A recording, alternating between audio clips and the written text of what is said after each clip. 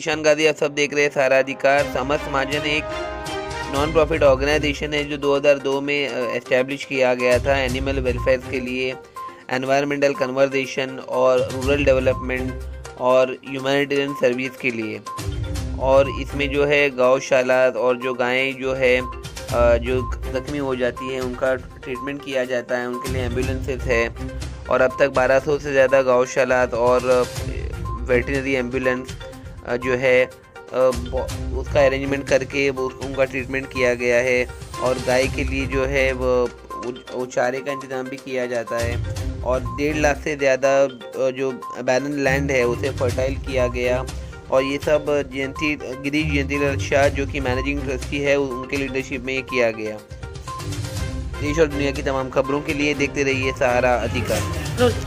Hello friend, मैं ईशान गादी आप सब देख रहे हैं सारा अधिकार। इस समय हम मुंबई प्रेस क्लब में हैं और समस्त महाजन जो एक national movement of compassion, sustainability and self reliance, उन्होंने एक जो है एक प्रेस मीट जो है मुंबई प्रेस क्लब में अभी लिया था। और इनका जो ऑफिस है वो प्रसाद चेम्बर ओपेरा हाउस मुंबई में स्थित है। समस्त महाजन है क्या? ये एक नॉन प्रॉफिट ऑर्गेनाइजेशन है जो 2002 में इसकी नींव रखी गई। और ये एनिमल वेलफेयर और environmental conversation, rural development, humanitarian services और कंपैशन, सस्टेनेबिलिटी, गौशाला जो है उसके निर्माण में और काउस के प्रोटेक्शन के लिए जो है वो काम कर रहा है 2002 से। हमारे साथ जो गेस्ट है आज, उनका नाम है गिरीश जयंतीलाल शाह जो कि इस संस्था के मैनेजिंग ट्रस्टी है। सर, वेलकम टू सारा अधिकार। हमने आपका प्रेजेंटेशन देखा कि गौशाला में गाय जख्मी हो जाती है और कभी कभी उनका ध्यान नहीं रखा जाता और फिर इंजर्ड हो जाती है तो एनिमल डॉक्टर से उनका ट्रीटमेंट किया जाता है। और काफ़ी सारे पॉइंट्स है आपके समझ महाजन के। व्यूअर्स को बताइए 2002 में जब आपने इसकी नींव रखी थी उसके बाद में किस तरीके के इनिशिएटिव आपने लिए? नमस्कार, मैं इस चैनल के माध्यम से महाराष्ट्र मुंबई के सभी दर्शकों को प्रणाम करता हूँ। 2002 में स्थापना हुई समस्त महाजन की जीव जंतुओं के कल्याण के लिए, जीव मात्र के कल्याण के लिए और अबोल जीवन के कल्याण के लिए जो ये व्यवस्था हुई उसमें गौचर विकास मतलब grassland development, indigenous tree plantation मतलब देसी वृक्षों का वृक्षारोपण और जल संरक्षण मतलब पानी का संरक्षण, ये 3 चीज़ जब तैयार हो जाती है तो पशुओं की सुरक्षा में काफ़ी कुछ बढ़ोतरी होती है। तो इस तरह से हमने अलग अलग गौशाला, अलग अलग पांजरापोल, अलग अलग गाँवों में नदी, नाले, तालाब उसको डिस्टिंक्ट किए। अभी तक हमने 850 तालाबों का काम पूरा किया है डिस्टिंक्टिंग का। इसके साथ साथ हमने 1.5 लाख एकड़ गौचर में ग्रासलैंड डेवलप किया है जो कि पशुओं को चारा मिलता है उसके माध्यम से। और 20 लाख वृक्ष लगा चुके हैं जिसके माध्यम से करोड़ों पक्षियों को दाना मिलता है। तो ये 3 संयुक्त कार्यक्रम जो हमारे हैं उसके माध्यम से जीवों की सुरक्षा। उसके बाद मान लो कि जीव तो बच गए, दूध मिल गया तो क्या करेंगे? तो उसके गोबर का उचित उपयोग, क्योंकि सबसे पहला उपयोग है एज ए फर्टिलाइजर किसानों को उपयोग। मैं इस माध्यम से, इस चैनल के माध्यम से मैं महाराष्ट्र सरकार को निवेदन करना चाहूँगा कि जो सिर्फ देसी गौवंश को सब्सिडी है उसके बदले सिर्फ देसी गौ माता को सब्सिडी है उसकी जगह पे देसी गौवंश को सब्सिडी की जाए और प्रतिदिन प्रति पशुधन 100 रुपये सब्सिडी की जाए। तो आज महाराष्ट्र सरकार को कोई बड़ा बोझ नहीं पड़ेगा। 720 करोड़ का सालाना बोझ आएगा, लेकिन उसके सामने साल के 18 लाख किसान जो महाराष्ट्र के हैं, शेतकरी है, उनको फ्री में गोबर मिलेगा। ये पूरी योजना सरकार और समाज दोनों के बीच में जुड़ने वाली बहुत अद्भुत योजना है। आप बात कर रहे हैं तो जो परसेंटेज है वो सुसाइड रेट फार्मर्स के बहुत ज़्यादा हो गए हैं। उनके लोन को जो है वो वेव ऑफ नहीं किया जाता, सिर्फ आश्वासन मिलते हैं कि उनका कर्जा माफ़ होगा। और न्यू प्लांटेशन टेक्निक्स और पेस्टिसाइड के लिए जो है उनको एजुकेट करने की ज़रूरत है ताकि देश में जो अन्न आता है उसका जो प्रोडक्शन है वो बहुत अच्छे स्तर पर हो सके। तो इस पर आप कैसे डेवलपमेंट देखते हैं महाराष्ट्र के फार्मर्स को अगर अपनी खेती बाड़ी using the latest technique of pesticide and latest technology का अगर यूज़ करते हैं तो इसमें आप किस तरीके से देखते हैं कि कौन से इनिशिएटिव गवर्नमेंट को इनके योगदान के लिए देने चाहिए?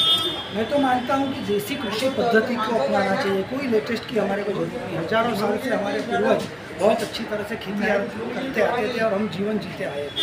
अभी अभी 2 दिन पहले पूजनीय मोहन भागवत जी ने तो यही कहा कि देसी कृषि पद्धति को विकसाया जाए जिसमें खर्चा बहुत कम है।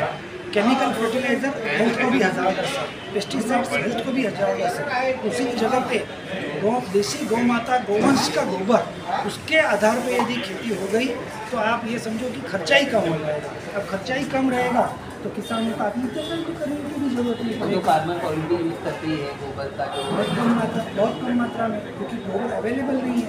गोबर इसलिए अवेलेबल नहीं है कि बहुत बड़ी मात्रा में गोवंश की कत्ल आम हो रही है, संभालने की व्यवस्था बहुत कम है। महाराष्ट्र में सिर्फ 1,15,000 पशुधन ही है गौशाला पांजरा, जबकि राजस्थान में 10 लाख की संख्या है, गुजरात में 5.5 लाख की संख्या है। आपने और एक पॉइंट लिखा है कि करुणा रथ जो है वो 15 मोबाइल ऑर्डिनरी एम्बुलेंसेज है जिसमें 1 लाख से ज़्यादा एनिमल्स को जो है वो ट्रीट किया गया है।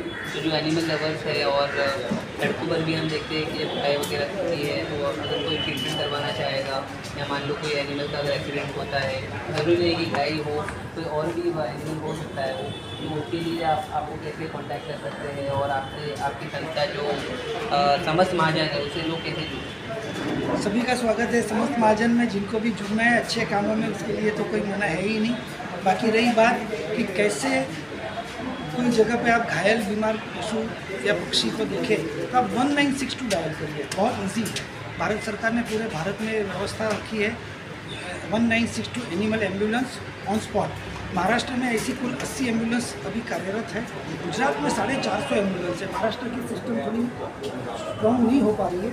यदि महाराष्ट्र एनिमल हस्बेंड्री डिपार्टमेंट ने इस पर ध्यान दिया तो ये बहुत अच्छी स्ट्रॉन्ग व्यवस्था बन जाती है और महाराष्ट्र के कोने कोने तक एम्बुलेंस पहुँचती है। इसके लिए केंद्र सरकार प्रति एम्बुलेंस 25 लाख रुपया सब्सिडी, फुल सब्सिडी 100% देती है। 3 साल तक चलाने का खर्चा भी जो 15 लाख आता है साल का, उसमें भी 9 लाख केंद्र सरकार। आपके समस्त महाजन में टोटल वॉलंटियर्स कितने हैं जो अभी काम कर रहे हैं और दुबई में कहाँ पे आपका महाराष्ट्र में काम कर रहे हैं? महाराष्ट्र में जालना जिले में हमारा पानी का बहुत बड़ा काम चालू है। इधर बाड़ा पालघर में काम चालू है। 1 लाख से अधिक वॉलंटियर्स अक्रॉस द इंडिया है हमारे पास। जैसे गुजरात में, राजस्थान में, मध्य प्रदेश में, उत्तर प्रदेश में सब जगह कार्यरत है संस्था और उसके अलग अलग फॉर्मूलाज है। हमारे साथ प्रवेश शुल्क के रूप में 10 लाख से लेकर 2,000 तक के अलग अलग कार्यकर्ता जुड़ते हैं और वो कार्यकर्ता अपना समय और शक्ति और अर्थ संपन्नता सभी देते हैं। मेरा और एक सवाल आपसे है, आपने लिखा है कि 1,50,000 एकड़ बैरन लैंड जो है रेनिंग लैंड यानी जो बंजर ज़मीन है उसको आपने फर्टाइल, पेस्च्योर और सस्टेनेबल फॉर्डर गाँव पशुओं के लिए जो है आपने यूटिलाइज किया है, वो आपने कैसे किया इन शॉर्ट में बताइए और इसका एडवांटेज किस लेवल पे होगा? देखो, भारत को है ना पहले सोने की चिड़िया कहते थे। क्यों सोने की चिड़िया कहते थे भाई? क्या भारत के हर गांव में मंदिर के ऊपर कोई सोने का टुकड़ा लगा रहता था? ऐसा नहीं था। भारत के हर गांव में ग्रासलैंड था, गौचर जिसको कहते हैं। तो क्या होता था, गौचर में गाय चरती थी, घर पे आके दूध देती थी और जो गौचर में चरने से सूर्य केतु नाड़ी के आधार पर सूर्य में से सुवर्ण खींच के गाय का दूध, देसी गाय का दूध हमेशा पीला रहता था, उसमें सुवर्ण का अंश रहता था।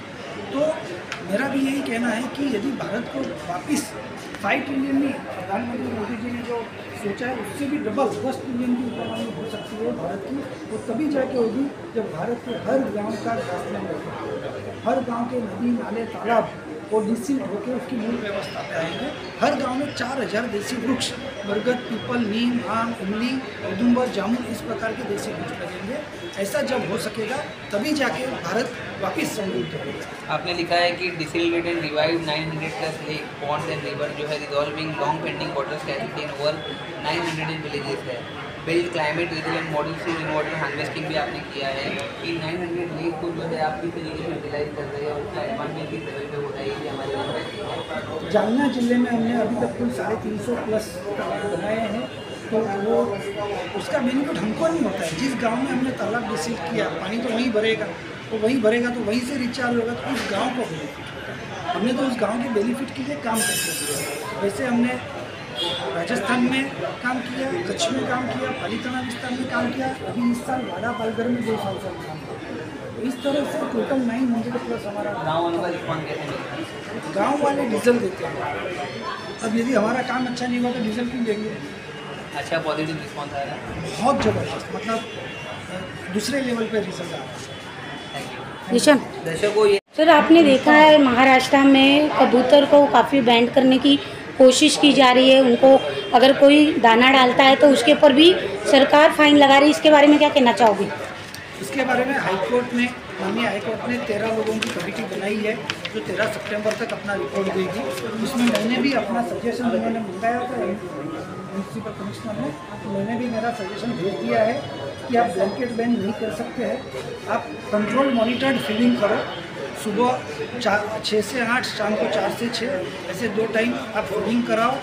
और फीडिंग में भी सिर्फ ज्वार और बाजरी फीड करो, बाकी दुनिया भर की वैरायटी भोजन की चीज़ें ऐसी मत डालो, उससे कबूतर को नुकसान होता है। और सफाई का विशेष ध्यान रखो। तो जिसको उससे एलर्जी है कबूतरों से, उनको वहाँ नहीं जाना चाहिए। जैसे जिसको सिगरेट से कैंसर होता है तो उसको सिगरेट नहीं पीनी चाहिए। जैसे जिसको किसी को मान लो कि कबूतर से हानि हो रही है तो उसको उसके पास नहीं जाना, उस एरिया में नहीं जाना चाहिए, थोड़ा दूर रहना चाहिए। लेकिन आज तक RTI का रिपोर्ट ये कहता है कि कबूतरों की वजह से कोई भी व्यक्ति मरा नहीं है, ऐसा KEM का RTI। सर, महाराष्ट्र में गणेश चतुर्दशी का त्यौहार काफ़ी धूमधाम से मनाया जाता है और त्यौहार भी शुरू हो रहा है, तो हमारे व्यूवर्स को क्या कहना चाहोगे आपकी संस्था द्वारा? गणेश चतुर्थी की शुभकामनाएं देता हूँ। साथ में यही कहता हूँ कि गोमय वस्ते लक्ष्मी, गोमय से बना हुआ गणपति इस बार तो जिन्होंने अपने प्रयासों से मिला, लेकिन अगले साल के लिए अभी से तैयारी करें। और इसके बाद किसी ने न POP प्लास्टर ऑफ पेरिस का न सांडू का गणपति लेना है, सिर्फ और सिर्फ गोबर का ही गणेश सबने अपने घर में या सार्वजनिक उत्सव में उपयोग करना है। इसमें कोई भी कलर केमिकल भी यूज़ नहीं करना है, न प्लास्टिक का यूज़ करना है, तो उसको डेकोरेशन में। धन्यवाद सर। समस्त महाजन संस्था के ये मैनेजिंग ट्रस्टी थे गिरीश जयंतीलाल शाह। इन्होंने 3 मेन इनिशिएटिव अपने बताए हैं कि 900+ लेक को जो है इन्होंने प्रॉपरली यूटिलाइज किया है, जिससे महाराष्ट्र के जलना और अलग अलग गाँव के लोगों इनकी संख्या जो है मोर देन 1000 पीपल जो है इससे बेनिफिट हो रहे हैं। सेकेंड मोस्ट इम्पॉर्टेंट जो है जो काउज है, अगर वो किसी भी तरीके से एक्सीडेंट का शिकार होते हैं या उनका प्रॉपर देखभाल नहीं किया जा रहा है या रोड पर कोई एक्सीडेंट की वजह से उनका ट्रीटमेंट नहीं हो पाता, तो इनके पास बहुत अच्छे डॉक्टर्स की टीम है, वर्टिनरी सर्जन्स है, एम्बुलेंसेज है और बहुत अच्छा बजट है, जिसकी वजह से जो है उनका ट्रीटमेंट और उनका देखभाल इसमें किया जा सकता है। हमारे वीडियो कैसे लगा ज़रूर कमेंट सेक्शन में बताइए। और इस संस्था से अगर कॉन्टैक्ट करना है तो स्क्रीन पर दिए गए नंबर और email ID पर जो भी आपकी क्वेरीज है आप उनसे पूछ सकते हैं। देश और दुनिया की तमाम खबरों के लिए देखते रहिए सहारा।